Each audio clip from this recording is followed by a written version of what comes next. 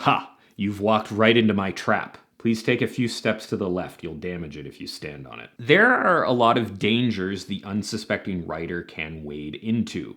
Traps that could affect your novel in many painful ways. Traps that would be best avoided, and I'm going to help you do that with the stuff we're covering in today's video. So here are 4 novel writing traps that you should avoid. First trap to be avoided, having an idea that fizzles out after the first chapter. Sometimes someone writes a really interesting and compelling first chapter where they introduce all sorts of intriguing seeming stuff and peculiar characters, and then the story just kind of peters out. Sometimes an idea just doesn't turn out to be as interesting as you thought it would be. Sometimes you didn't actually have an idea and just wanted to write something that seemed really intriguing, and there's nothing wrong with that, although it doesn't result in a great novel. You want to make sure that you have an idea that can be built up, something that can sustain a story for the length of a novel.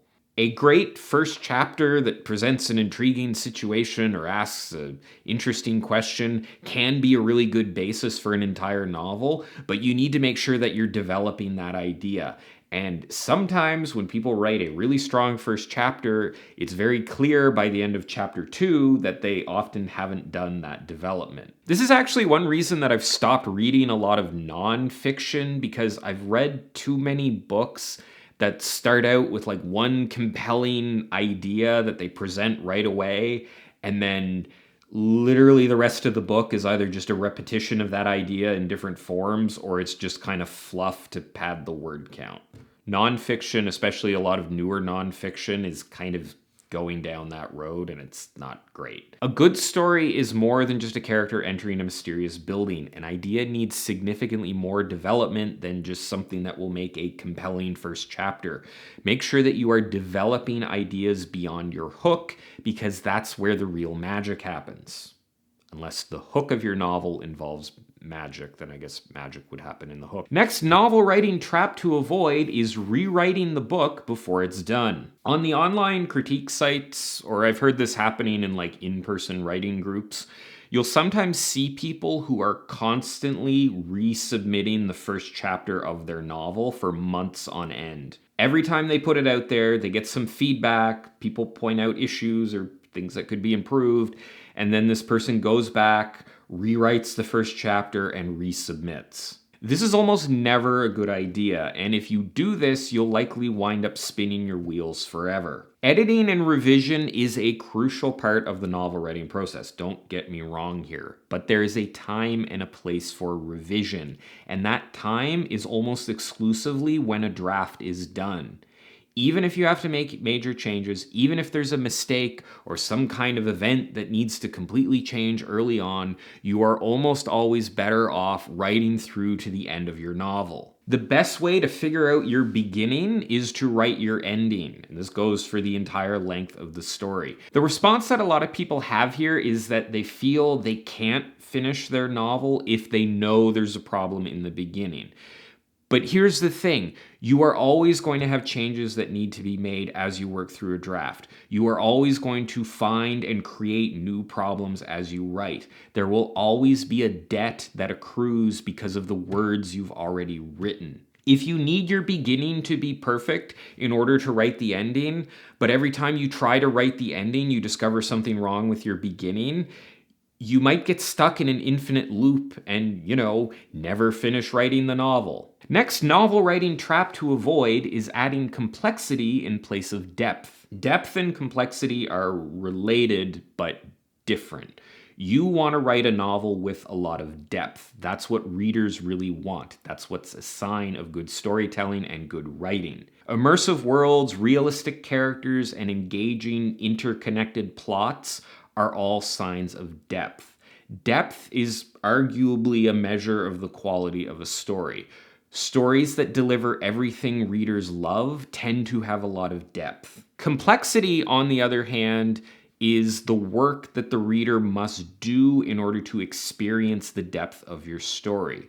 The number of characters, the number of locations, all the relationships between characters, how the phaser guns or the magic wands work, All of the information that the reader needs to digest, process, understand, and remember contributes to the complexity of a novel. If depth is the nutritional content of your story, complexity is its caloric content. And just like with food, you can have something that has loads of calories, but no nutritional content. You can have a story with a ton of complexity, but no depth. That analogy kind of falls apart a bit because the most enjoyable foods to eat usually have a ton of calories and not a lot of nutrition, but I digress. If you have a big cast with a lot of characters, or a really intricate magic system, or you just otherwise have a whole bunch of stuff that the reader needs to keep straight in your story, then your story is going to have a lot of complexity.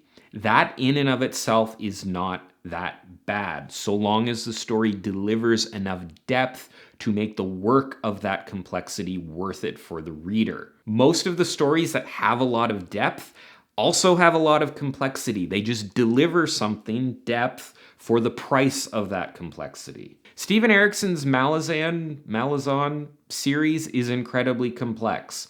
Lots of characters, lots of locations, lots of world building stuff, huge amounts of complexity, but the story works. Readers are willing to put up with that complexity because it delivers a lot of depth at the end of that complexity. This is a very complex topic, but just remember that adding more characters or more powers or more locations into a novel is not going to improve it.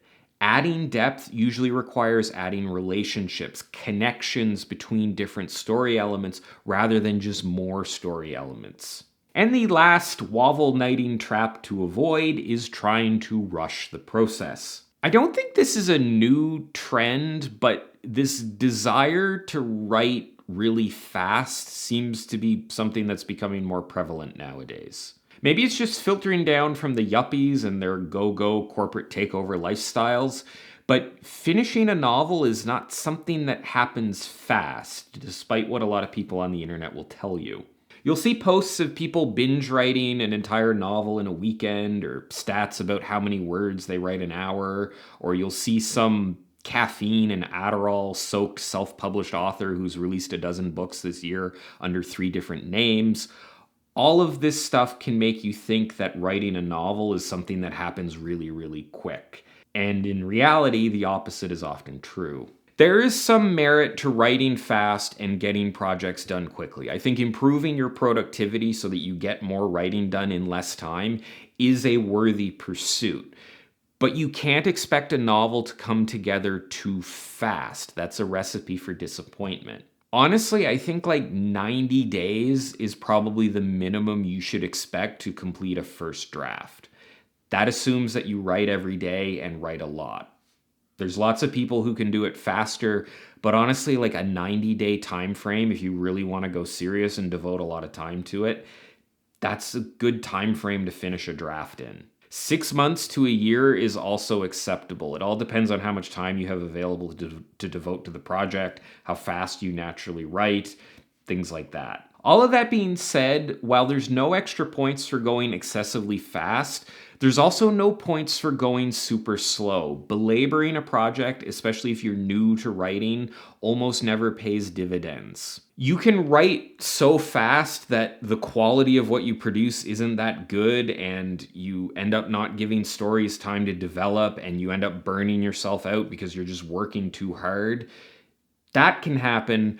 But you can also just waste a bunch of time by not putting the effort in and going super slow and taking your time needlessly. There is a balanced pace that will yield the best results, and that falls somewhere between frantic, burnout-inducing speed and laconic, wasteful slowness. Sometimes a novel idea just takes like a year or a couple years in order to develop. It takes time to process things subconsciously. It takes time to figure out what you need to do with a story. Just rewriting and trying things and making changes and revision can take a while, so don't rush the process. Give your novel the time it takes to write it.